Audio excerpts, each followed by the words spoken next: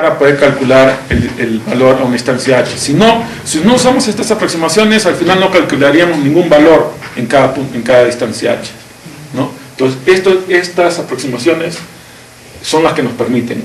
El lag es la instancia h, ¿no? Entonces, lo que nosotros vamos a usar es, como queremos calcular el variograma entre este punto y todos los puntos que están separados de este punto por una distancia h. Si vemos acá, y una distancia h y una dirección dada, ¿no? Una dirección alfa. En este caso, si vemos, no hay ningún punto que cumpla esa condición, ¿no? Si fuéramos a usar exactamente la distancia h y la dirección alfa, no hay ningún punto. Entonces diríamos, no hay ningún punto, nos movemos a otro punto y calculamos. Pero si hiciéramos así, no calcularíamos nada, ¿no? Es muy raro que estén separados exactamente una distancia h en una dirección dada. Entonces, para poder calcular algo, usamos aproximaciones, que son las tolerancias. Entonces, tenemos tolerancias con respecto a la distancia misma, ¿no? Que es, en este caso, es este delta, ¿no?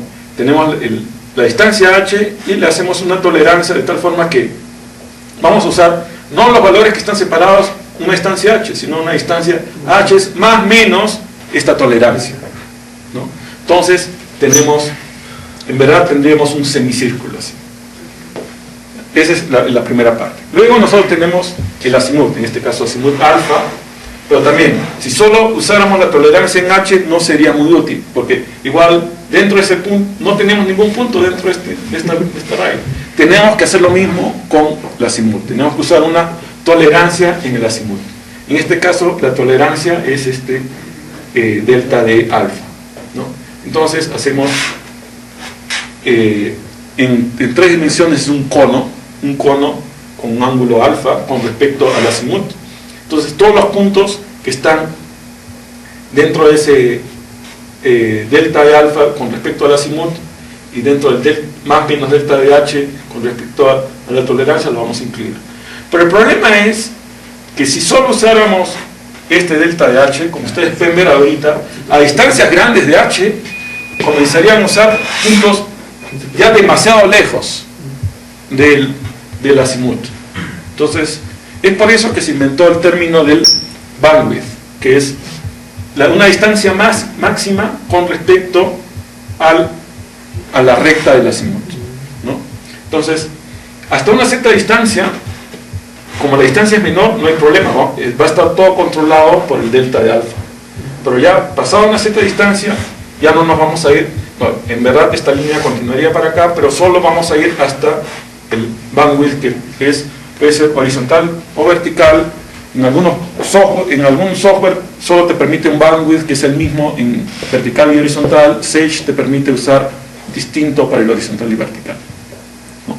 Entonces, ahora, usando todos esos parámetros, nosotros podemos agarrar muestras que están en todo este volumen, en vez de simplemente la muestra que está aquí, que no existe, ¿no?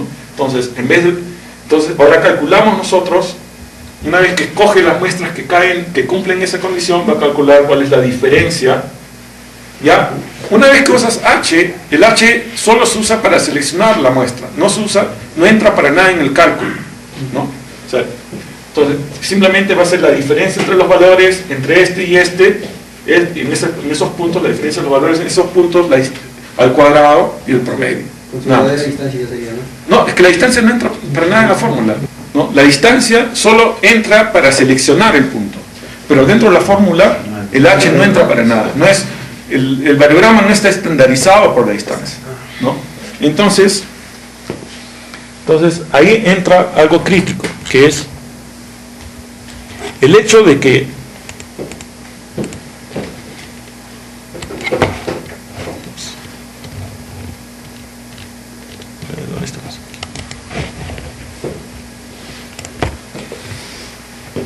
entonces ahora nosotros vamos a calcular la diferencia entre este punto y todos los puntos de acá, los vamos a promediar y ese es el delta de h para ese punto, ¿no? Luego vamos a movernos a este punto y hacer lo mismo, y así para cada punto.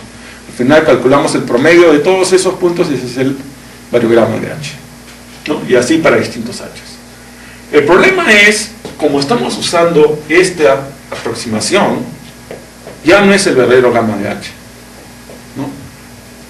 Entonces, esa es una de las cosas que tenemos que tener en cuenta. El usar esta aproximación nos permite calcular el gamma de H, pero al mismo tiempo ese gamma de H ya no es el verdadero gamma de H. ¿Por qué? Porque estamos usando datos que están lejos del punto verdadero de H, ¿no?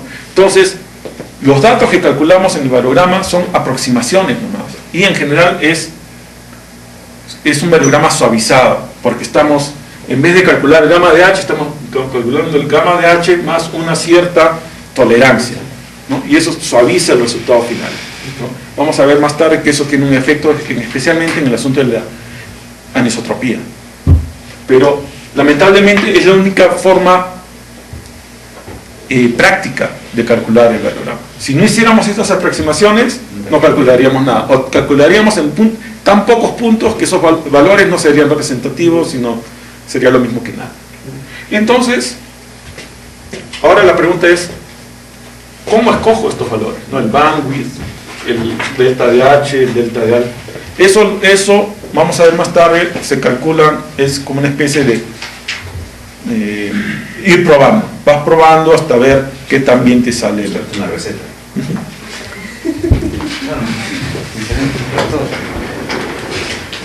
Entonces, ¿cómo seleccionamos los parámetros? Vamos a ir viendo poco a poco. En general, lo primero de siempre es usar la geología para guiar la variografía, no hay que mezclar dominios, ¿no? Y si es que hay una dirección en especial que nosotros consideramos que es importante, hay que tratar de calcular el variograma en esa dirección, ¿no? Esa dirección es importante, ¿no? Si nosotros sabemos que no estamos en un dominio que es orientado así, y nosotros sabemos que nuestras leyes tienen una mayor continuidad en esta dirección, entonces tenemos que calcular el variograma en esa dirección, ¿no? Porque nosotros lamentablemente no podemos calcular el variograma en todas las direcciones, ¿no? Serían demasiadas y estaríamos ahí todo el día o todo el año calculando variogramas, nada más, ¿no? Aparte que no tenemos suficientes datos como para calcular en todas las direcciones también, ¿no?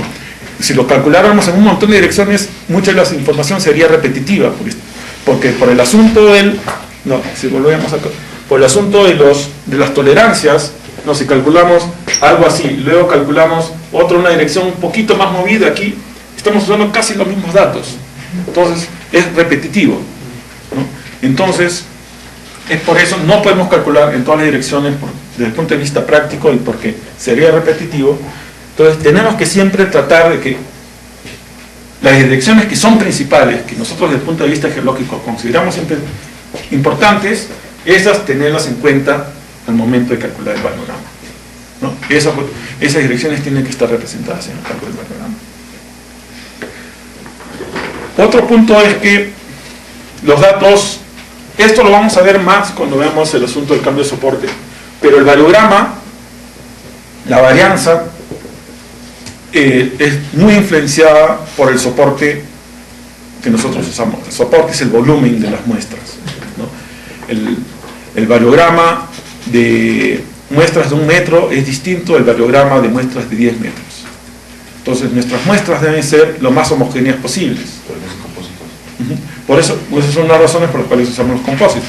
Pero aún así, los compósitos no son todos del mismo tamaño, ¿no? Entonces, esa es una de las cosas que ustedes deben ver. Si su variograma está siendo muy sucio, muy ruidoso, una de las posibilidades que deben ver es qué pasa si elimino muestras que son muy distintas en tamaño al resto y volver a calcular, ¿no? Una posibilidad de chequear eso es ver si es que hay una relación entre la varianza o la desviación estándar con la longitud de la muestra, ¿no? Esto lo que hacen es dividen las muestras en bins, ¿no? Por ejemplo de 0 a 1, de 1 a 2, de 2 a 3, juntan todas las muestras que tienen ese bin y les calculan la varianza o la desviación estándar y lo plotean. Si es igual, no hay problema. Si ven que hay algo así o algo así, entonces dicen, no, mejor uso solo las muestras que tienen varianza similar a mis compósitos de 7.5 metros, ¿no? Entonces, esto les puede ayudar a definir, entonces, de repente hay unas cuantas muestras que son pequeñas, que son las que están causando todos los problemas, ¿no? ¿Y por qué? Porque es el asunto del cambio de soporte. En general, debería ser algo así, ¿no?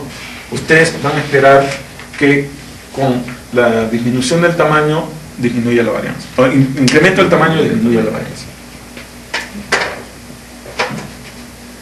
¿No? Entonces, hay que siempre chequear, ¿no? Esa es una de las posibles. Nosotros siempre tratamos de usar la mayor cantidad de muestras posibles, ¿no? Por eso es que no eliminamos compósitos pequeños de por sí, o sea, de frente, pero si hay pruebas como esto que demuestran que esos compósitos pequeños están causando problemas, especialmente para el cálculo de la varianza, los pueden eliminar, no necesariamente los tienen que eliminar para la interpolación, solo para el cálculo del variograma los eliminan y luego, ¿no? Los pueden volver a usar para la interpolación. En general, esto es algo similar a lo que estamos mencionando ayer. En general, el variograma necesita un mínimo de alrededor de 400 muestras para ser representativo. Esto puede,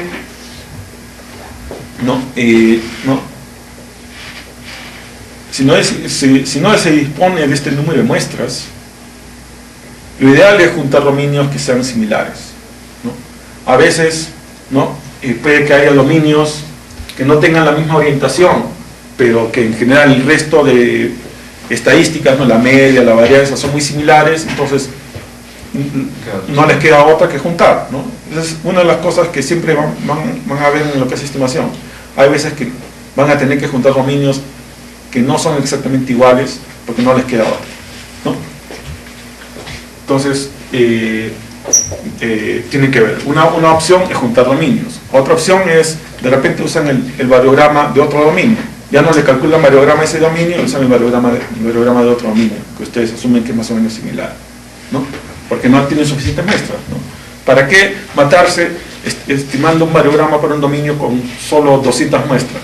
Mejor simplemente asumen que el variograma de otro dominio. Va a ser igual de error, porque con 200 muestras no van a obtener un buen variograma, ¿no? O otra opción es calcular el variograma usando los datos disponibles, como siempre, en cualquier caso que se aleje de la norma, tiene que salir eso en el reporte, ¿no? Calcular usando los datos disponibles, pero indicar en el reporte que el variograma no es representativo, que hay mucho error en ese variograma y que los resultados tienen poca confianza, ¿no? Probablemente eso va a causar que los resultados del criado no sean muy buenos, ¿no? Entonces, eso siempre que hagan algo que no deberían hacer, pónganlo en el reporte. Guillermo, cuando juntas dominios, cuando hacen sus dominios variográficos, necesariamente tienen que ser los dominios que están juntos, ¿no? Para hacer... Claro, si no, no tiene sentido, porque recuerda que la idea de juntar es hacer pares, ¿no? Si tienes un dominio acá y otro dominio acá, hay como 1000 metros de separación, es decir, no es lo mismo que nada, ¿no? ¿Es el número de 400 por convención? Es en general por convención. Se ha visto, es algo más o menos empírico, se ha visto que en general 400 te da un buen variograma, ¿no? Es más o menos representativo. Es lo mismo que el criterio de que para obtener una media representativa necesitas unos 40 datos, ¿no? Eso va, pero como siempre eso depende mucho de los datos, ¿no? Igual que cuando tienes datos con bastantes outliers o aunque sea a veces con unos pocos outliers, 40 datos a veces no es suficiente para obtener una media, igual a veces 400 datos no es suficiente para obtener un buen variograma, ¿no? Un variograma representativo. Aquí estoy hablando de variograma representativo, no estoy hablando de un variograma que sea fácil de modelar, que sea bonito, simplemente que sea estadísticamente representativo. Hay veces, dependiendo mucho de la población, hay veces que con 400 muestras obtienes un buen variograma fácil de modelar, sin mucho ruido, ¿no? Que sale así casi que simplemente lo modelas y ya. A veces tienes 10.000 muestras, te sale una cosa así, ¿no? O sea, la calidad del variograma es independiente del número de muestras. En general tiende a ser mejor con más muestras, pero muchas veces no es necesariamente así. Depende mucho de la población en sí. A veces si estás mezclando poblaciones, te va a salir cualquier cosa. Y ese es muchas veces un mal variograma variograma es, generalmente, te va a salir cuando estás mezclando poblaciones, ¿no? Entonces, si te sale un mal variograma, una de las primeras cosas que debes pensar es, ¿estoy mezclando a qué poblaciones? Si sabías que estabas mezclando poblaciones, ya pues ya sabes, ¿no? Ya, es lo que esperabas que te salga, ¿no? Pero si no, tienes que ponerte a pensar, de repente miras bien el histograma y te das cuenta, está verdad, aquí había dos poblaciones, entonces tienes que ver, de repente las puedes separar, si no las puedes separar, entonces no te queda otra que usarlo así nomás, ¿no? Pero o de repente ahí, si es una población de altos valores con una población con valores un poco menos, de repente simplemente aplicando un capping, puedes eliminar el efecto de los valores altos y te puede salir un mejor variograma, ¿no? Entonces, siempre tienes que ver eso. El problema es, lo más complicado es cuando tienes mineralización, sobreposición de efectos mineralizantes, ¿no? El variograma, no, hay mucha gente que dice no, que la primera estructura te va a salir por uno de los eventos, la segunda estructura es por los otros. En verdad, lo que te va a salir es una mazamorra del variograma cuando tienes esas cosas. Y lamentablemente, muchas veces no puedes hacer nada, porque como están tan superpuestos espacialmente, no los puedes separar el uno del otro, ¿no? Entonces, cuando tienes eso, muchas veces es lo que te va a salir un mal variograma. Entonces, si tú sabes que tú tienes sobreposición de eventos, ¿no? Por ejemplo, en algunas zonas de los CARM hay la alteración retrógrada que ha un poco removilizado el cobre, ¿no? Y ha causado un poco de enriquecimiento asociado especialmente cerca de las brechas, ¿no? En esas zonas puede que haya este efecto, ¿no? Que eso puede hacer que el variograma no sea tan bueno, porque estás teniendo sobreposición de eventos, ¿no? Casi siempre cuando tienes sobreposición de eventos, el variograma te sale mal, porque estás mezclando cosas y te sale, no hay una correlación directa. Recuerden, el variograma es simplemente correlación lineal. Y volvemos a eso, también el variograma te puede salir malo porque simplemente la correlación entre tus datos no es lineal. No puedes tener, no siempre la correlación entre los datos tiene que ser lineal en el espacio, ¿no? Puedes seguir una curva, igual que cuando tenemos una variable X contra una variable Y, la correlación puede ser parabólica. Igual, la correlación entre X y X más H puede ser parabólica, no necesariamente tiene que ser lineal. Si la correlación entre X y X más H es parabólica, el variograma te va a salir cualquier tontería, porque el variograma solo mira a correlación lineal, ¿no? Ese es el problema.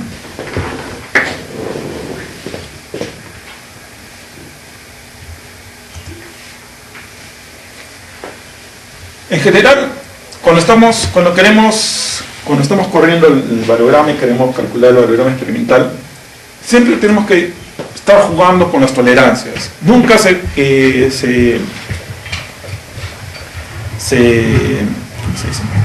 contenten con la primera corrida y ya ahí está, lo modelan y punto, ya pasaron. Traten de ver qué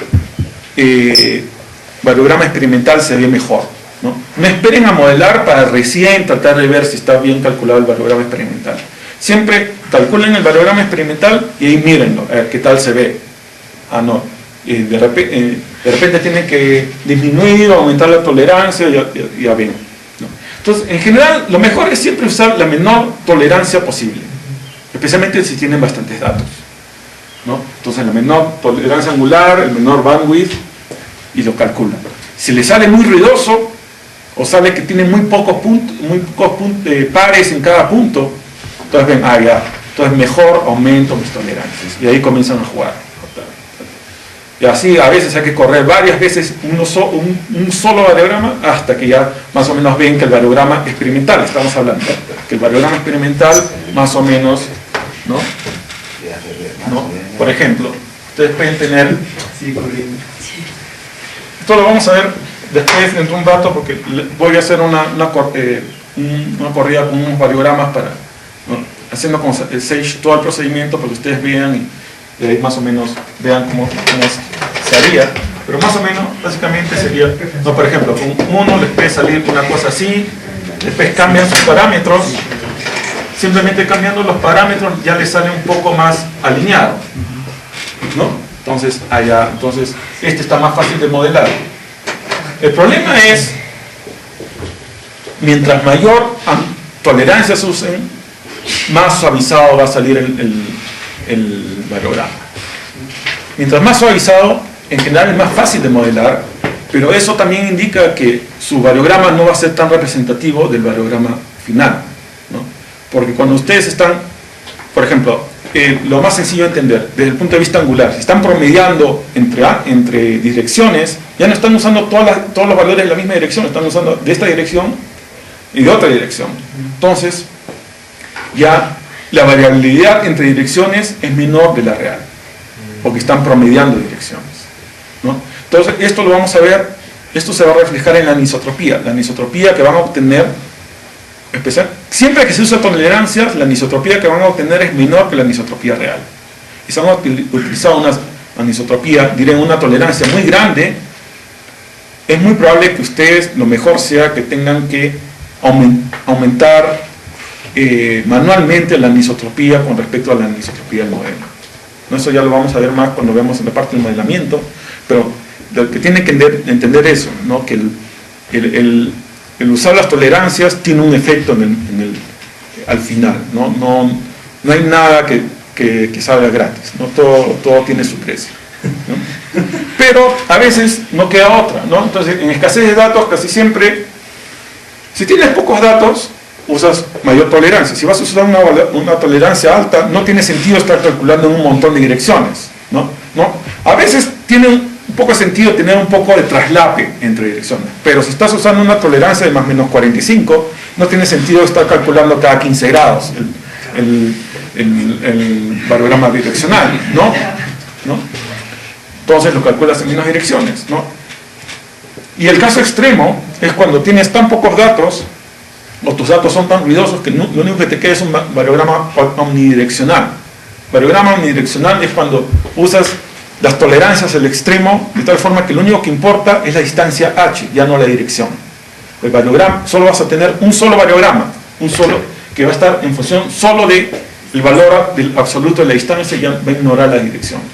Eso es un caso extremo, pero ese es lo único que queda hacer, ¿no? Entonces va a ignorar totalmente la dirección. Cuando calculan un variograma omnidireccional, obviamente, no, y eso es algo que quiero que entiendan de una vez, obviamente ahí están totalmente ignorando cualquier anisotropía que hay. El hecho de que tengan un variograma omnidireccional no quiere decir que los datos sean isotrópicos. Quiere decir que el único que han podido calcular es un variograma isotrópico. Es muy distinto. ¿Entienden? Claro. Si calculan un variograma omnidireccional, obviamente el variograma que van a obtener es isotrópico cuando lo modelen. Pero eso no quiere decir que el variograma, que el modelo para ese tipo de roca, por decir, en verdad sea isotrópico. Es simplemente que es lo único que has podido calcular, ¿no? O sea, tu modelo es isotrópico, pero eso no quiere decir que el variograma de esa roca sea isotrópico. Es lo único que has podido calcular, ¿no? Entonces, a veces, y eso lo vamos a ver más tarde, pero de una vez les puedo ir metiendo la idea en la cabeza, a veces ustedes pueden calcular un variograma omnidireccional, modelarlo y luego modificarlo usando su criterio geológico. Ya, calculé el variograma omnidireccional más que todo para calcular cuál es el rango máximo. Y luego lo modifico, digo, como yo sé que este está suavizado, no, por decir, yo sé que mi dirección de continuidad debe ser mi anisotropía debe ser más o menos así, pero mi variograma me ha salido así, ¿no? Entonces yo puedo, teniendo en cuenta esto, cambiar mi variograma y hacerlo así. Cambio, aumento el rango en la dirección que yo sé que es mayor continuidad y le disminuyo en el rango de menor continuidad. Y esto es válido. Por más que este variograma, si lo modelan con sus datos, este variograma no se va a ajustar a sus datos. Pero a ustedes no les interesa modelar los datos. A ustedes lo que les interesa es obtener el variograma, el modelo del variograma que se ajuste a esa roca. A veces no, como les digo, a veces no van a poder calcularlo, porque no tienen suficientes datos. Entonces, lo único que les queda es obtener un variograma unidireccional. Pero el hecho de que usen un variograma unidireccional no quiere decir que esa roca, el variograma de esa roca sea isotrópico, ¿no? Obviamente ustedes a veces pueden incluso ver claramente que no es isotrópico, ¿no? Pero lamentablemente no pudieron calcular en isotrópico. Entonces, ustedes lo que pueden hacer es modelarlo manualmente, ¿no? Y simplemente lo ponen en el reporte, y eso es normal. Muchas veces los errores que ocurren es precisamente por usar este tipo, por ajustarse tanto a los datos, sin tomar en cuenta que los datos simplemente son algo representativo del modelo. Y a usted no le interesa modelar los datos, a usted le interesa el modelo el modelo intrínseco de esa población. Y a veces lo que pasa es que los datos no son representativos de la población, ¿no? Y eso es lo que pasa cuando tienen que usar un variograma direccional. Sus datos no son representativos de la población, no les permiten calcular un variograma direccional, entonces no se dejen llevar por los datos, ¿no? A veces dejarse llevar por los datos es más fácil, no quiere decir que sea lo mejor. ¿Ah? No, eso es otro tipo. No, eso es otra cosa, eso ahorita lo vamos a ver, pero lo que quiero decir es que no necesariamente tenemos que limitarnos a modelar los datos. A veces tenemos que usar nuestro criterio geológico para modificar eso, ¿no? Y eso es el caso más extremo y el caso más común en el cual hay que hacer eso, es cuando los únicos datos que tienen es para un variograma omnidireccional, ¿no? Casi siempre al menos que hayan hecho direccional con un montón de datos y le ha salido isotrópico, es distinto, ¿no? Hay veces que la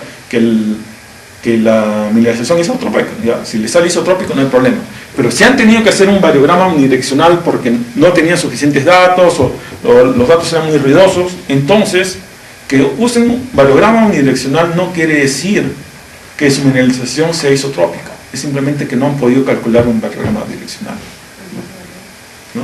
Entonces, en ese caso deben de ustedes pensar, ya si hemos tenido que usar un variograma, ¿cuál en verdad es isotrópico o es anisotrópico? Si es anisotrópico, ¿cómo lo puedo modificar para que refleje mejor mi entendimiento de la geología, ¿no? Es por eso que variografía, interpolación, todo esto lo deben hacer geólogos, ¿no? Cuando lo hacen los mineros es cuando meten la pata, ellos no tienen la más mínima idea de los conceptos geológicos, se dejan llevar por los aspectos matemáticos, que son los más sencillos de hacer, ¿no? La variografía, esto es simplemente una herramienta que te permite modelar la geología, pero tú tienes que usar tu entendimiento de la geología para el modelamiento. Si no, puede salir cualquier cosa. La mayoría de los casos en los cuales el modelamiento y la interpolación se hace mal es precisamente cuando uno se deja llevar por los aspectos matemáticos e ignora la geología, ¿no?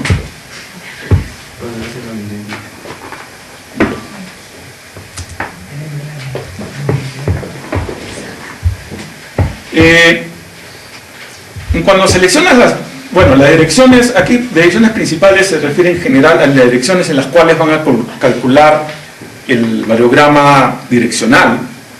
Siempre una de las direcciones debe ser paralela al muestreo, ¿no? En general aquí en Antamina es paralela a 135, ¿no? A 315, ¿no? Tiene que ser paralelo a eso. Pero esto es para el cálculo del variograma. No estoy diciendo que el modelamiento, que luego al final la dirección de anisotropía, una de ellas debe ser paralelo a esto. Al revés. El problema es que muchas veces los datos tienden a mandar, ¿no? Muchas veces, porque tienes más datos en esa dirección, te van a salir mejor definido el variograma en esa dirección. Vas a decir, una de mis direcciones de anisotropía es 135, pero no es necesariamente así, ¿no? Tienen que tener mucho cuidado, pero de todas maneras, como tienen mayor densidad de muestreo, tienen que usar esa dirección para el cálculo del variograma, ¿no? Por eso estamos separando cálculo y modelamiento. Ahorita estamos hablando de cálculo del variograma, ¿no? En general, estos son criterios generales que ustedes van a tener que modificar para cada caso en particular. En general, el lag debe ser cercano al espaciamiento entre talados, pero se debe modificar en función del número de datos, ¿no? A veces, no, como aquí, ¿no? El espaciamiento promedio es alrededor de 50 metros, pero hay zonas con menos y son las con más, ¿no? Entonces pueden comenzar con 50, pero a veces ven que en 50 les salen demasiados datos, ¿no? Entonces mejor 35, 30, van probando, ¿no?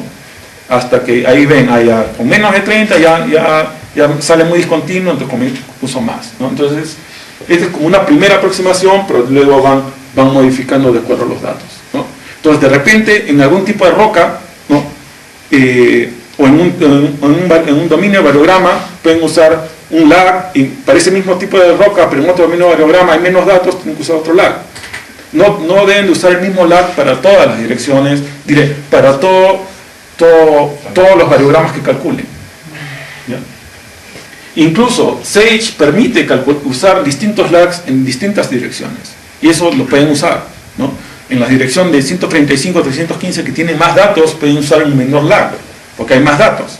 En cambio, en las direcciones, especialmente en la dirección perpendicular, ¿no? 45 grados, 225, como hay menos datos, ahí pueden usar un lag mayor, ¿no? Una de las ventajas de Sage es que no están limitados a usar el mismo lag en todas las direcciones. Pueden variar el lag con la dirección, incluso con la dirección y con el azimut y el dip, ¿no? Entonces, deben de hacer uso de esa flexibilidad del software, ¿no? En general, la tolerancia en el lag debe ser la mitad del lag, al menos que tengan acceso de datos, pero aún así, casi siempre debe ser la mitad, porque eso garantiza que están usando todos los datos. Si usan menos de la mitad, puede haber datos que no usen, ¿no? Porque eso lo voy a explicar ahorita, ¿no? Porque, miren, este es un lag, este es el lag anterior. Entonces,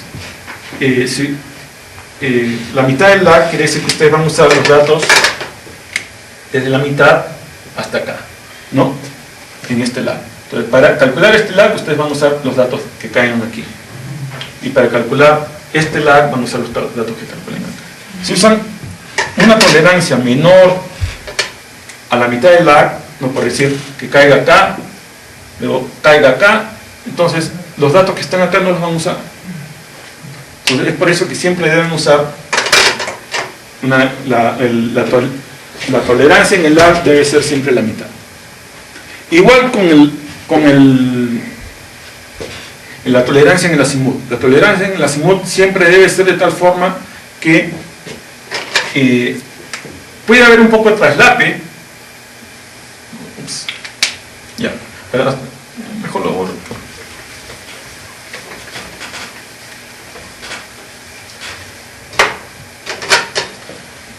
No, por ejemplo, este es un azimut, este es otro azimut en el que van a calcular, ¿no? Y esta es la tolerancia entre los dos. Si lo hacen de esa manera, que hay un espacio entre, ¿no? Si hay un espacio entre los dos, entonces va a haber datos que no van a usar. Ustedes deben tratar de que sean o exactamente iguales, o puede haber un poco de traslape entre los dos, pero no debe haber gaps o espacios entre ambos, ¿no? Entonces, básicamente, por ejemplo, si están calculando cada 30 grados, por ejemplo, están calculando azimut de 30, azimut de 60, azimut de 90, la tolerancia debe ser mínimo 15 grados, ¿no? Porque este es más menos 15, ¿no? Más menos 15, más menos 15. Entonces ahí garantizan que, ¿no? Si usan 10, va a haber datos que no van a usar, ¿no?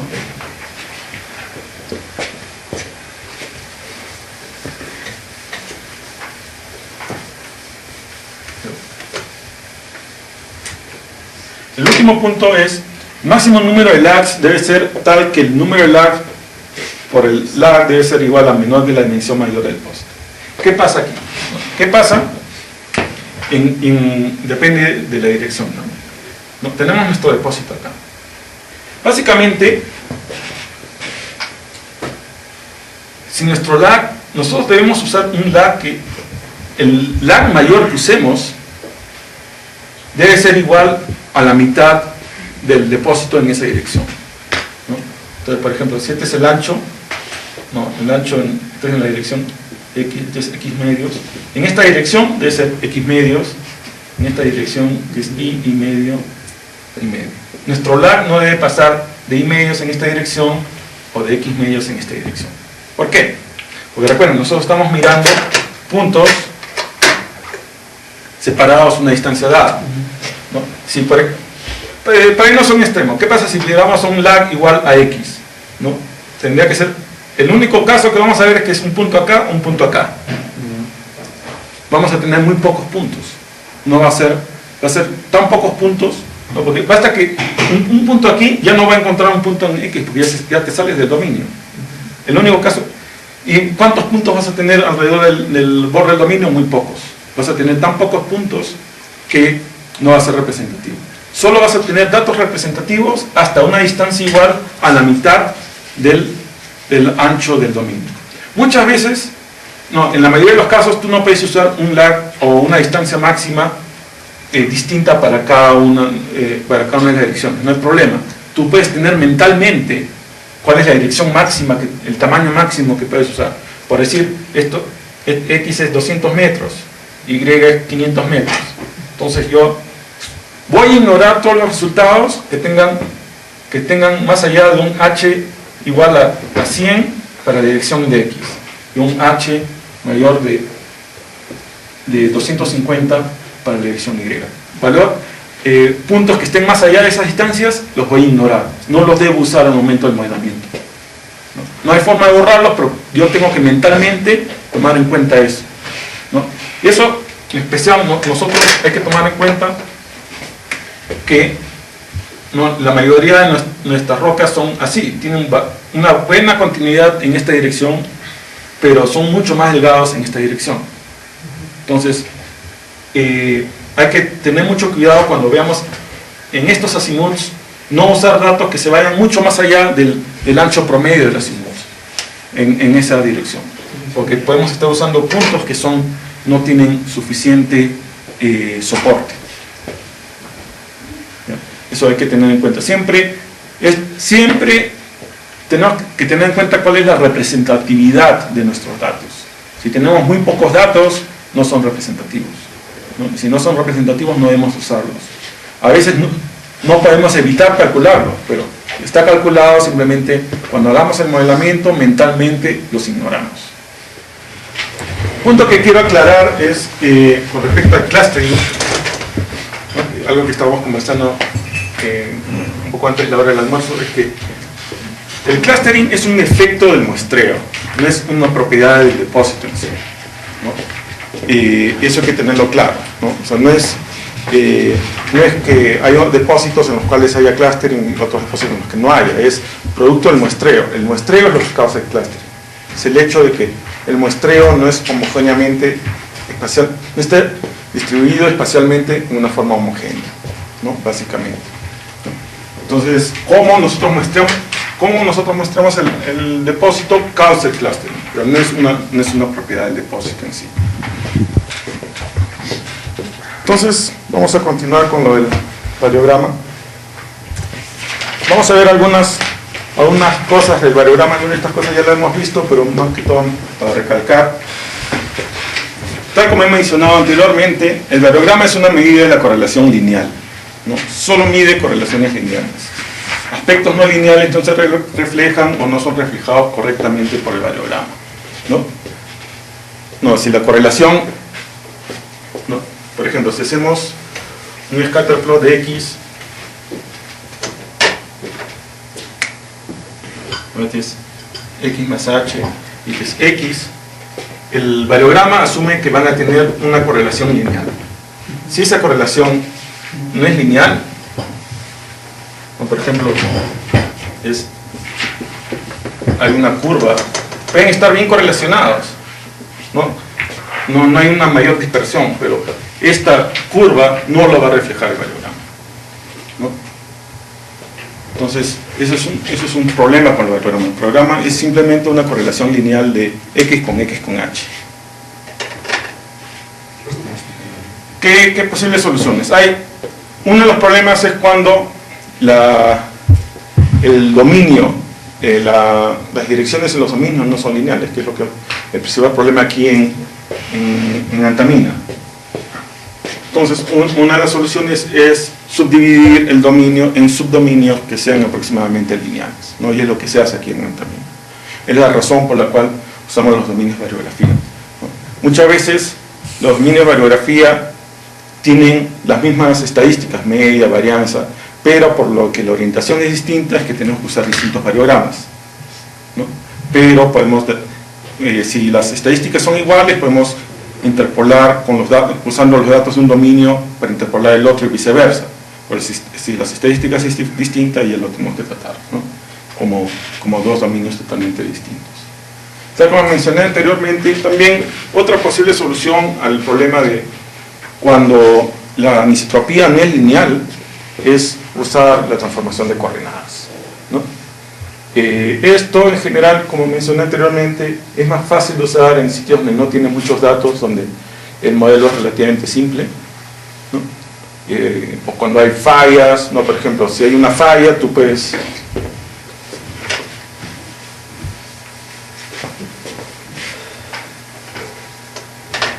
si hay una falla, especialmente con un desplazamiento más o menos bien conocido, tú tienes el depósito acá, tienes otra parte del depósito acá, tú puedes modificar de tal forma que pongas el depósito de nuevo acá, entonces ahí puedes correlacionar a ambos lados de la falla, prácticamente eliminando el efecto de la falla, ¿no? Esa es una posibilidad que uno puede hacer, ¿no? Eso en parte está un poco en función de lo que te permita más que todo el software, más que lo que uno puede hacer. O si hay plegamientos, uno lo puede corregir por el plegamiento y asumir que es. Especialmente si el plegamiento, ahí todo depende de si el plegamiento es posterior o anterior a la minimización. O sea, el plegamiento es posterior, entonces sí tiene sentido aplicar la corrección. Si el plegamiento es anterior a la minimización, no necesariamente, ¿no? Entonces siempre hay que usar el criterio geológico, ¿no? Y eso es una de las cosas que quiero enfatizar en todo este curso, ¿no? Que el criterio geológico es muy importante acá. Y el uso correcto del criterio geológico es mucho más, va a tener un efecto mucho más grande que cualquiera de las herramientas que usemos para la interpolación, ¿no? Si usamos bien la geología, nuestra interpolación va a salir bien. Si usamos mal la geología, no importa qué tan bien modelemos el variograma, qué tanto esfuerzo pongamos en el criado, la interpolación va a salir mal, porque la geología es lo que al final controla la mineralización. Outliers. Esto también ya lo hemos mencionado, hay que recalcarlo. Los outliers tienen un efecto muy fuerte en el resultado del variograma. Estamos hablando de diferencias al cuadrado.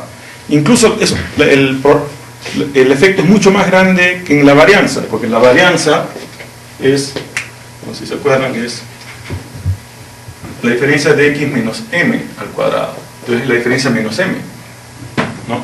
M es un valor intermedio, pero en el variograma es la diferencia de x menos x más h al cuadrado, ¿no? Entonces este puede ser un valor muy pequeño y este puede ser un valor muy grande, o sea, puedes estar agarrando los extremos. Entonces las diferencias aquí pueden ser incluso más grandes que en el variograma, que en la varianza, perdón, ¿no? Esta es la varianza y este es el variograma, ¿no? Entonces el efecto de outliers en el variograma puede ser incluso mucho más fuerte que en la varianza. Entonces eso hay que siempre tenerlo en cuenta. Entonces si se sospecha que hay que tratar de ver si es que podemos corregir, ¿no? Una de las formas es usar capping o eliminar los valores extremos, ¿no? Eso es algo que se puede hacer relativamente fácil y es relativamente rápido de hacer y rápido de checar, ¿no? Incluso si quieren lo pueden hacer incluso antes de calcular el variograma y calculan simultáneamente el variograma con capping y sin capping y ven cuál es el efecto, ¿no? Pues hacer el capping es relativamente sencillo, ¿no? Entonces lo pueden hacer antes de calcular el variograma y ahí calculan los dos al mismo tiempo y pueden ver, ¿no? Y así se ahorran un poco de tiempo. Otra forma es esto, lo que llamé el Normal Square Transformation, que es una transformación que en minería no lo usamos mucho porque complica más las cosas, porque si vamos a usar eso tendríamos que hacer el cleaning también en las unidades transformadas y luego tener que volver a transformar todo de vuelta y eso lo complica más, ¿no? En general la solución más recomendable cuando tenemos muchos problemas de outliers es esto: usar el capping o eliminación de outliers. En general el capping es mejor, nunca es conveniente eliminar muestras, al menos que se piense o se sospeche que esas muestras están malas, ¿no?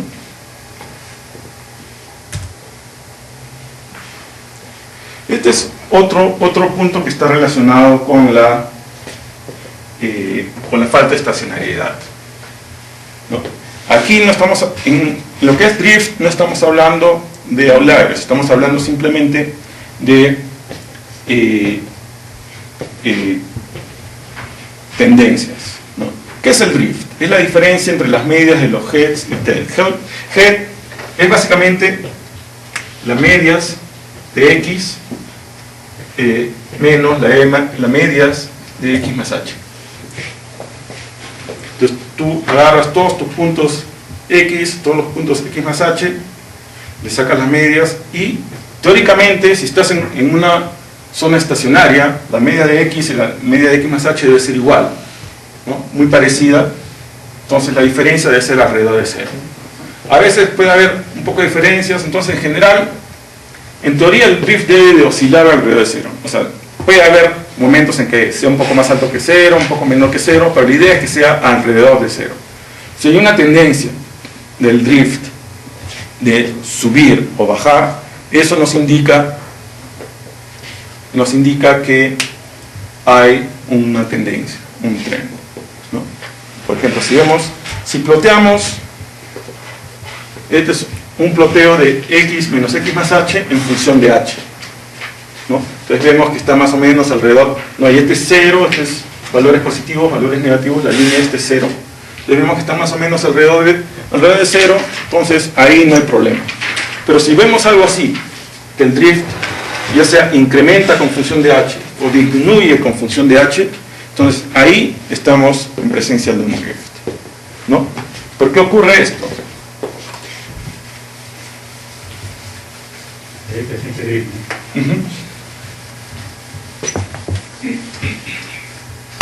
¿No? Si tenemos unas zonas aquí de alta ley que van bajando a baja ley, ¿no? Primero estamos agarrando muestras dentro de cada zona, las diferencias son pequeñas, pero a medida que aumentamos H, estamos agarrando cada vez zonas más distintas. Entonces la diferencia entre la ley acá, que es X, y aquí X más H, va a aumentar o disminuir dependiendo cómo lo tomen. Entonces, si vemos esta tendencia de que el drift, la diferencia entre las medias de X con medias de X más H aumenta o disminuye, entonces eso indica que hay un drift. Si hay un drift, esto causa problemas al momento de calcular el variograma, porque eso introduce problemas estamos en una zona no estacionaria. Eso puede hacer que nuestro variograma no salga muy bien. Y en general, cuando hay tendencias, ¿qué pasa? Vamos a tratar de analizar qué pasa acá. ¿Qué pasa cuando estamos en una tendencia? A distancias pequeñas, la diferencia es pequeña. Y a medida que nos alejamos, la diferencia va a ser mayor. ¿Y qué pasa con el variograma? El variograma va a ir subiendo. Pero en vez de llegar a un CIL, va a continuar subiendo, ¿no? Este es, por ejemplo, el CIL igual a la varianza. El variograma se va a disparar por encima del CIL. Porque a medida que aumenta la distancia, la diferencia entre los valores va a seguir aumentando, ¿no? Ese es entonces, si vemos algo así, que el variograma se dispara por encima del CIL y continúa, ese es un caso claro de la presencia de drift. Estamos en una zona no estacionaria. En general, la idea es, si estamos en un caso de drift, en lo posible tratar de no si es posible ver la forma de cómo modificar nuestro dominio para eliminar el drift. Eso es lo primero que tenemos que tratar, porque si no, el variograma, no hay forma de cómo corregir el variograma. El variograma la covarianza un poco, son menos sensibles a la falta de estacionariedad, pero igual se afectan. No, igual, si ustedes calculan un correlograma con un efecto fuerte de drift, igual van a ver que se dispara por encima del CIL igual a 1, ¿no? Entonces, igual el correlograma, la covarianza se van a ver afectadas por el drift. Entonces, si es posible, si tienen suficientes muestras, lo ideal sería que traten en ese caso, subdividir el dominio para eliminar el efecto del drift. Si no se puede, entonces, como siempre, si tienen que hacer algo que no deben de hacer, tienen que tomar esto en cuenta al momento de escribir el reporte. Deciden mencionar, ¿no?, el variograma. No, hay una tendencia fuerte dentro del dominio, eso se refleja en el drift del variograma. El variograma ha salido como ha salido, ¿no? Entonces hay una posibilidad de gran error en el valor del variograma. El variograma no necesariamente está modelado correctamente, ¿no? Porque lamentablemente no hay forma de cómo, teniendo el variograma así, de corregirlo para eliminar el drift. No hay forma. No hay ninguna fórmula que nos permita eliminar el drift del variograma. Hay formas de eliminar las tendencias en los datos, pero la mayoría de las veces esas formas de eliminar tendencias en los datos introducen más error de lo que introduciríamos al usar un variograma incorrecto. Entonces no nos ayudan tampoco mucho. Por eso lo ideal siempre es tratar de obtener dominios estacionarios, ¿no? Los dominios estacionarios son los que nos van a ayudar a lograr obtener variogramas decentes que podamos modelar, variogramas teóricamente correctos, que nos permitan modelar nuestras variables sin mayor problema y poder obtener resultados razonablemente buenos. Pero a veces hay el drift, entonces ahí no queda otra que usar los datos que tenemos, ¿no? Entonces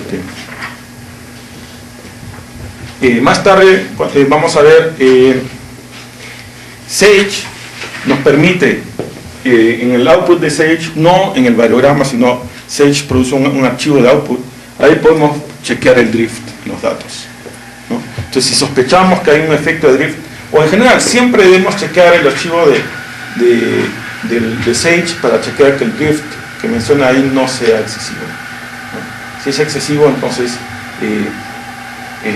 tenemos que reevaluar de nuevo el cálculo del variograma. ¿Alguna pregunta? Entonces, ya hemos visto todo lo que es con respecto al cálculo del variograma. Hemos visto cómo seleccionar los parámetros, ¿no?, la tolerancia para el A,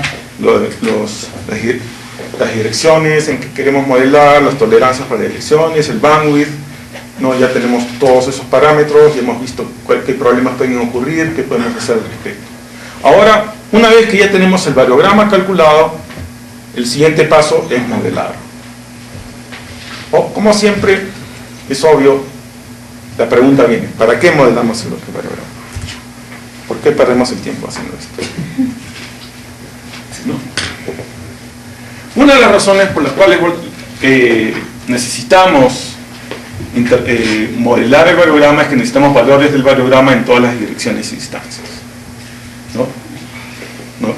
Porque nosotros vamos a necesitar variogramas en todas las direcciones e instancias, porque las direcciones e instancias entre los puntos de muestreo y los bloques va a variar, ¿no? Y eso no lo vamos a poder obtener directamente del variograma experimental, ¿no? Ese es un punto. El otro punto es que a veces las varianzas, hay la varianza de estimación, vamos a ver la varianza de dispersión, ¿no?, que se usan para interpolación, para el cambio de soporte. Todo eso se calcula en función del variograma, y para ello debemos tener un variograma que asegure que las varianzas calculadas usando este variograma sean positivas. Como les he mencionado anteriormente, la varianza siempre debe ser positiva, nunca debe haber una varianza negativa.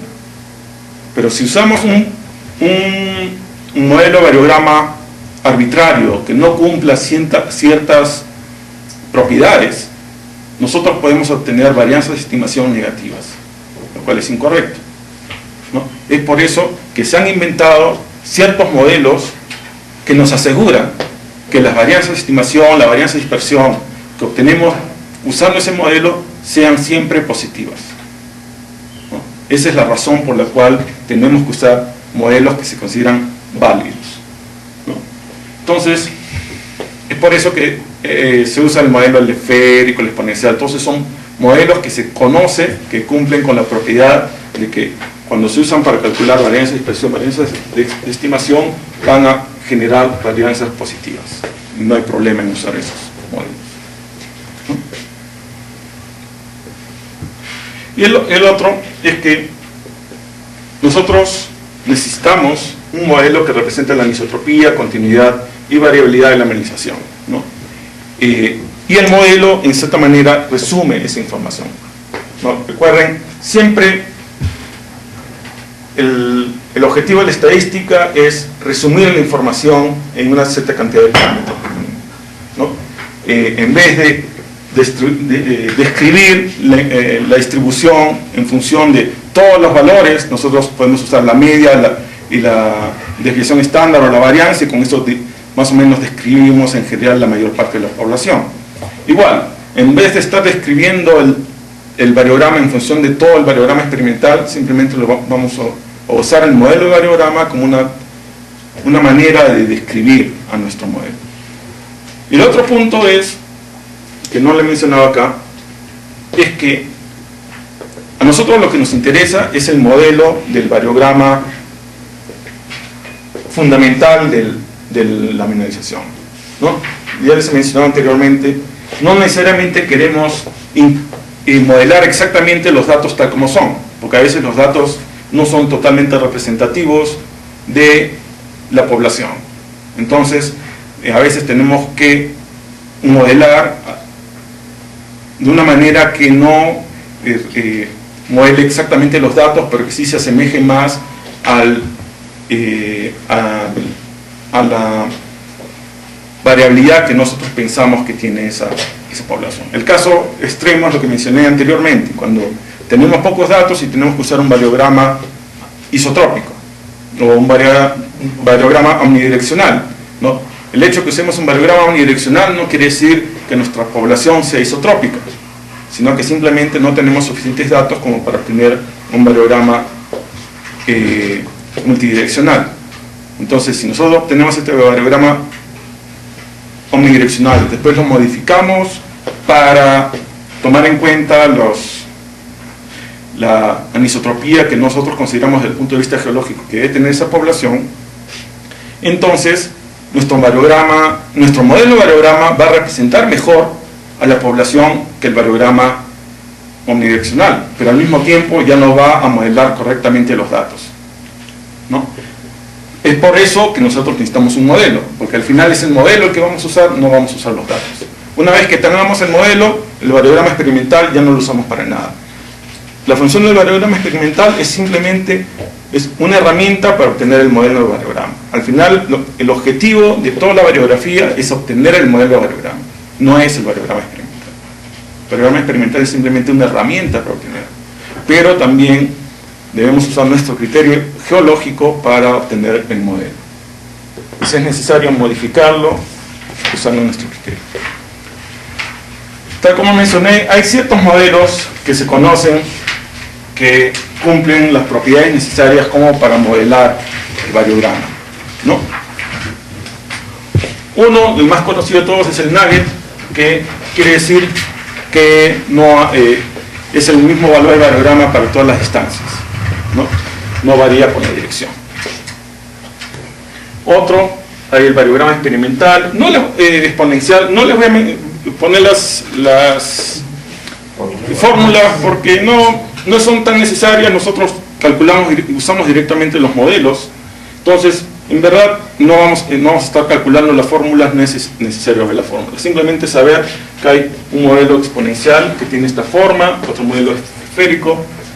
Y hay otro modelo bastante común, es el gaussiano. El gaussiano nosotros no lo usamos mucho, porque no sé si se acuerdan, esta forma parabólica cerca al origen, eso es característico de variables bastante continuas, que no es común en la mayoría de los parámetros que nosotros interpolamos.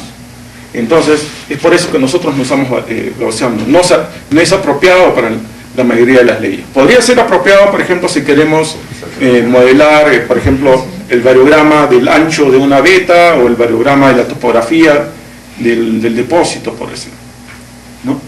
Pero, excepto esos casos especiales, en general, para el resto de variables que nosotros usamos, el variograma gaussiano no es apropiado, no lo debemos usar. Por eso es necesario saber muy bien cuáles son las propiedades de cada modelo, para ver si es apropiado. En general, el variograma esférico y el exponencial son los más usados porque cumplen con las propiedades que más o menos nosotros entendemos que son apropiadas para las variables con las que trabajamos, ¿no? En general tienden a incrementarse, el exponencial se incrementa ligeramente más rápido que el esférico, pero en general de una manera casi lineal al comienzo con respecto a la distancia, ¿no? Y alcanzan un SIL en el caso esférico, o es asintótico con el SIL en el caso exponencial, pero llegan más o menos a un SIL, ¿no? Que es también lo que tenemos en la mayoría de nuestras variables. Entonces, en general, estos son los tres tipos de modelos que nosotros vamos a usar. El nugget solo lo usamos para definir el efecto de Pepita. En general, nunca debemos usar un modelo de efecto de Pepita puro para ninguna variable, ¿no? Es muy raro que exista una variable que tenga solo efecto de Pepita puro. Casi siempre, si vemos en el variograma experimental algo que se parece a un efecto de Pepita puro, es más un defecto de los datos que una reflexión de la población en sí, ¿no? Entonces, siempre debemos tener en cuenta que si estamos viendo algo como esto, que hay algo raro ahí, tenemos que chequear qué pasa. Entonces, es por eso que la mayoría de los software de modelamiento de variograma para geología, generalmente en minería usan estos tres modelos, ¿no? Y el gaussiano es muy raro que haya, ¿no? Por ejemplo, Sage no usa gaussiano.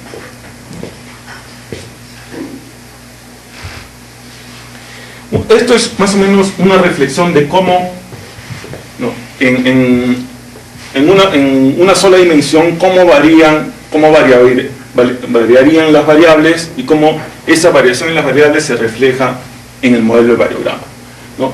Una variable que varía, que no hay ninguna correlación con la distancia, prácticamente aleatoria con respecto a la distancia, es un efecto de Pepita puro, ¿no?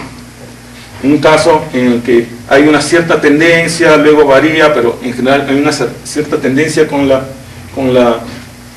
distancia, es esférico, y en el caso de que hay un trend bien definido, es lo que le llaman el variograma de poder, que es en función de un poder, depende de qué poder, para que va a cambiar la pendiente de esta ley, y es una curva que no llega, es más definido en antes, que cuando hay una tendencia no llega a un SIL, sino se continúa, ¿no? Y este variograma, ¿no? Es un variograma sin SIL, ¿no? Eso generalmente no lo vamos a usar nosotros, ¿no? Igual, el variograma gaussiano, igual, no es una variable continua, no tiene estos cambios que vemos en el resto de variables, y eso se muestra acá, ¿no? Es por eso que las variables gaussianas, el modelo gaussiano casi no vamos a usar. Luego estuvo de bastante moda tratar de definir Hall effects, que es ¿en qué se refiere el Hall effect? Es que vemos que baja, sube, hay una especie de ciclicidad en los datos, ¿no? Esta ciclicidad en los datos causa una especie de huecos al momento de hacer el variograma, y de ahí vino el nombre Hall effect. Pero esto en general no se usa mucho ese tipo de variograma. A veces es tratar de fitear más de lo necesario el variograma, entonces tampoco lo usamos, ¿no? Esos son los modelos principales de variogramas que hay. Y como mencioné anteriormente, los modelos principales que vamos a estar usando nosotros son el modelo esférico y el exponencial. En general, es muy raro que podamos modelar correctamente un modelo, diré, un variograma experimental con un solo modelo. No tenemos que combinar modelos. Esta combinación de modelos es lo que se llama en inglés nested o también estructuras anidadas, ¿no? Cada uno es una estructura, ¿no? Podemos tener primero una estructura con un rango largo y un CIL dado, una estructura con rango corto y otro CIL, luego combinamos los dos y nos da una estructura así, ¿no? Que es una combinación lineal de este modelo con este modelo, ¿no? Y eso es lo que en general que vamos a tratar, ¿no? Siempre, casi siempre el programa lo hace por nosotros. Nosotros no vamos a estar viendo las estructuras independientes, nosotros casi siempre vamos a ver la combinación final, pero siempre vamos a estar usando o en general casi siempre vamos a estar usando dos estructuras por lo menos. En Sage estamos limitados a un máximo de dos estructuras. Hay otros software que te permiten usar el número de estructuras que quieras. En general, usar más de dos estructuras es excesivo, excepto en casos muy raros, ¿no? Y complica más, complica en especial el asunto del trillado, porque tiene que tomar más estructuras al momento de la interpolación. Entonces, en general, limitarnos a dos estructuras realmente es suficiente. Las estructuras, cada una de estas estructuras pueden tener distintos modelos. O sea, uno puede ser esférico, el otro puede ser exponencial, ¿no? No tiene por qué ser del mismo modelo. Pueden tener distintas direcciones de anisotropía y pueden tener distintas anisotropías, ¿no? Uno puede ser, de repente una dirección es medio casi isotrópica, la otra es fuertemente anisotrópica, o una puede estar orientada norte-sur, la otra este-oeste. Pueden ocurrir eso, ¿no? En general, en la mayoría de los casos es preferible tratar de modelar, ¿no? Esta es mi preferencia personal, tratar de modelar usando las mismas direcciones de anisotropía para todas las estructuras que usemos, al menos que haya evidencia clara de que no es así, ¿no? O sea, nosotros debemos asumir siempre que las direcciones de anisotropía son las mismas para todas las estructuras, al menos que sea obvio que no es así, ¿no? Porque a veces son simplemente artefactos en los datos que nos hacen ver que hay anisotropías distintas, cuando en verdad, usando la misma dirección de anisotropía para ambos casos, puede ser la misma. Aquí quiero un poquito aclarar el asunto. Una cosa es dirección de anisotropía y otra cosa es la anisotropía. La dirección de anisotropía es la dirección en que está más continuo, una de las direcciones más continuas. Anisotropía en sí es, más que todo, qué tanto, casi siempre se describe en función, de los cocientes entre el eje mayor de anisotropía y el eje menor, ¿no? Entonces, esta es una alta anisotropía y esta es una baja anisotropía, ¿no? Porque aquí la diferencia entre el eje mayor y el eje menor es menor, aquí el eje mayor es mucho mayor que el eje menor, ¿no? Entonces, una estructura puede tener una anisotropía distinta que el otro, pero pueden tener la misma dirección de anisotropía, ¿no? O pueden tener la misma anisotropía y distintas direcciones de anisotropía, ¿no? Y en general, cada estructura describe una fracción de la varianza total, ¿no? Por eso que la suma de los dos, recuerden, nosotros podemos sumar varianzas, no podemos sumar desviación estándar, y la varianza, el CIL es igual a la varianza total, ¿no? Entonces la primera estructura llega hasta acá, la segunda estructura está acá, la suma de los dos debe dar el CIL total, que es igual a la varianza total, la varianza global de los datos. Y casi siempre nosotros tenemos una estructura, no, por ejemplo, aquí estamos viendo dos estructuras, pero casi siempre tenemos una tercera estructura, que es el efecto de Pepita, ¿no? El efecto de Pepita se considera como una estructura más. Simplemente, ¿qué tipo de modelo usa? El modelo de Pepita y con rango 0, ¿no? Pero es una estructura más. Entonces, generalmente nosotros cuando estamos modelando en Sage, por ejemplo, estamos usando En el efecto de Pepita hay 2 estructuras más, en general, o sea, estamos usando 3 estructuras, en verdad. ¿No? Porque el efecto de Pepita cuenta como una estructura, ¿no? Al menos que no tengamos efecto de Pepita, ¿no? Que es muy raro, ¿no? Aún en la más continua siempre hay algo de efecto de Pepita, ¿no? Entonces, ¿está claro esto de la combinación de estructuras? Más que todo nosotros combinamos estructuras porque a veces los cambios dependientes que hay acá no son iguales a los cambios dependientes que hay en los modelos, ¿no? Ya sea en el esférico o, bueno, lamentablemente, aquí está, ¿no? Vemos aquí la curvatura que hay en el esférico o la curvatura que hay en el exponencial. Esa curvatura no modela bien nuestros datos. Entonces la única manera de modelar nuestros datos usando estos modelos es combinarlos con distintos rangos. Entonces es por eso que usamos distintas estructuras, es porque generalmente la curvatura de nuestros datos no sigue exactamente la curvatura, ya sea del exponencial o del esférico. Y la única manera de aproximar esa curvatura es usando más de una estructura, ¿no? Si lo pudiéramos hacer con una sola estructura es excelente. Siempre, en general, debemos tratar de usar el mínimo número de estructuras posibles, ¿no?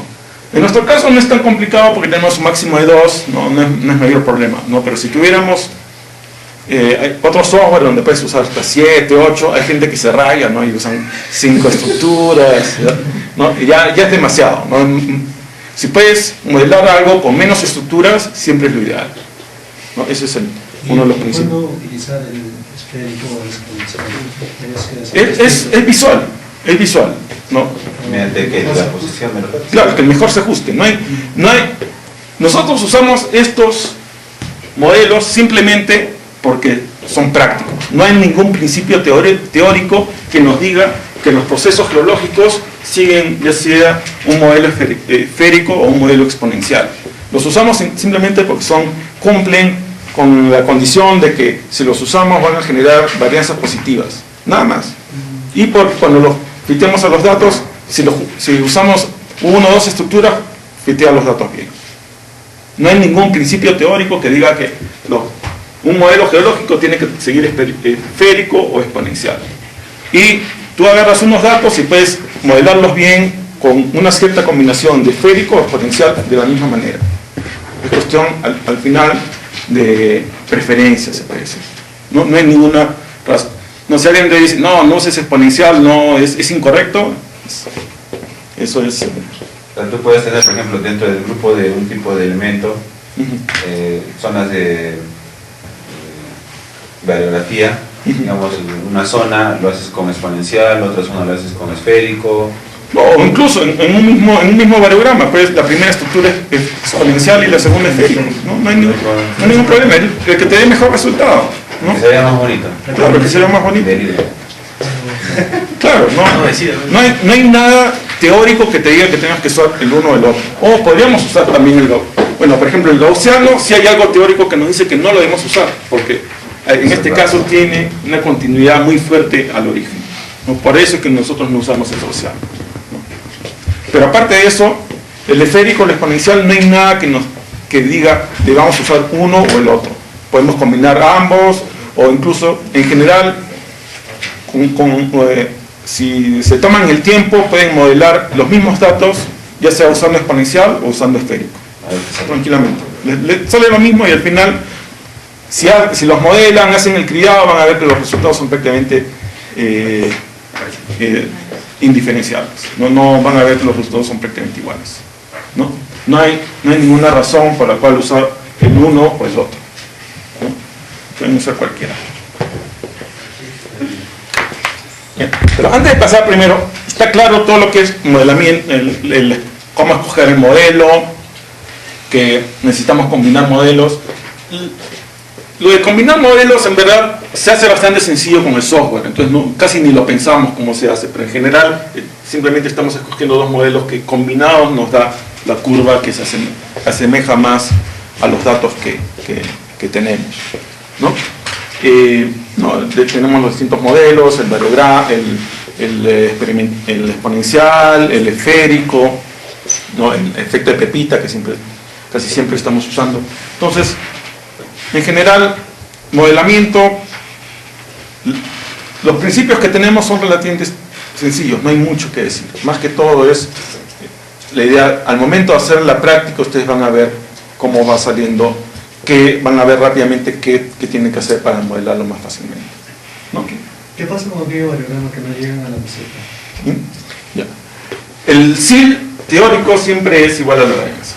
Entonces, el SIL siempre debe ser la varianza. Si se pasa por encima, lo que hacen es básicamente ignoran todo lo que está por encima de él, ¿no?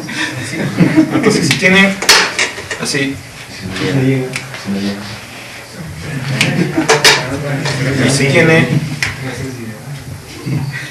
y si tienen un variograma así, entonces ustedes lo modelan con un variograma que venga así, que tenga el rango equivalente al punto donde cruza al SIL, ¿no? Esta es la varianza, ¿no? Y este es el rango, ¿no? Básicamente ignoran todo lo que está encima del SIL, ¿no? Esto puede causar unos problemas porque están ignorando parte de la varianza, pero es lo único que queda en estos casos. Puede haber varias razones por las cuales no llegue al SIL. Una de las razones es que el muestreo que ustedes han hecho no cubre el área total del dominio.